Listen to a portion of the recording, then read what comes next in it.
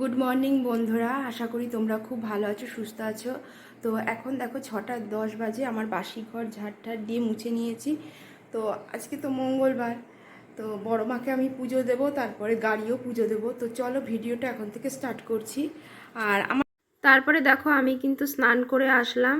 আর সকাল সকালই আর কি স্নান হয়ে গেল, ঠিক আছে। স্নান করে মাথা আর কি ভিজিয়ে দিয়েছি। তো মাথাটা মোছার টাইম পাচ্ছিলাম না, কেন তোমাদের দাদাভাই আজকে থেকে আর কি অফিসে যাবে, তাই গামছা আর কি মাথায় পেঁচিয়ে নিয়েই চলছি। হ্যাঁ, পরে এসে মাথাটাতে আঁচড়াবো। তো চলো আগে জামা কাপড়টা নিয়ে তারপরে আমি আর কি ওপরে যাই। ওপরে গিয়ে জামা কাপড় মেলে তারপরে ঠাকুরের যে ফুল এনেছিলাম সন্ধ্যাবেলায়, তো সেই ভিডিওটা আমি করিনি আর কি। হ্যাঁ, মেয়েকে সাথে করে নিয়েছিলাম। তো চলো ঠাকুরের আর কি পুজোটা আর কি দিয়ে নিই, বড় মাকে আগে দিয়ে তারপরে গাড়ি আর কি পুজো দেবো, ঠিক আছে।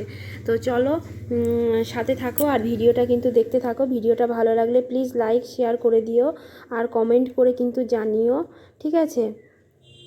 আর চলো দেখো জামা কাপড় নিয়েই আর কি যাচ্ছি। আর ভালোও লাগছে, সকাল সকাল আর কি স্নান হয়ে গেছে বলে। আর এইদিকে দেখো টিপ টিপ করে বৃষ্টি পড়ছে, মানে কি কমেছে ঝিরি ঝিরি হয়ে।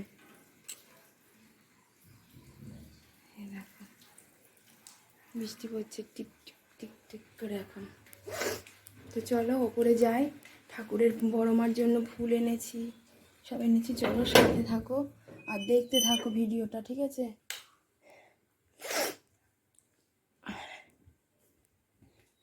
চলো আগে জামা কাপড়টা মেলে নিই, তারপরে পুজো দেবো বড় মাকে।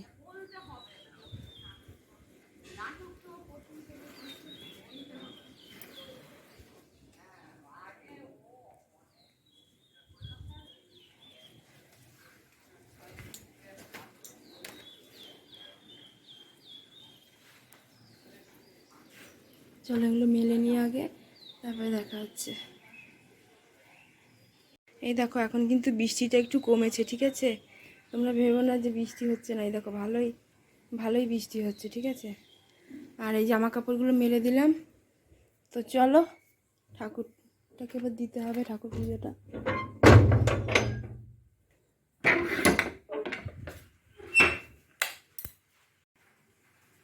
এই দেখো কালকে রাতে ফুল টুল এনে রেখেছিলাম, তোমাদের সাথে সেই ভিডিওটা করিনি, বাজারে গেছিলাম কালকে আমি, তো এনেছি।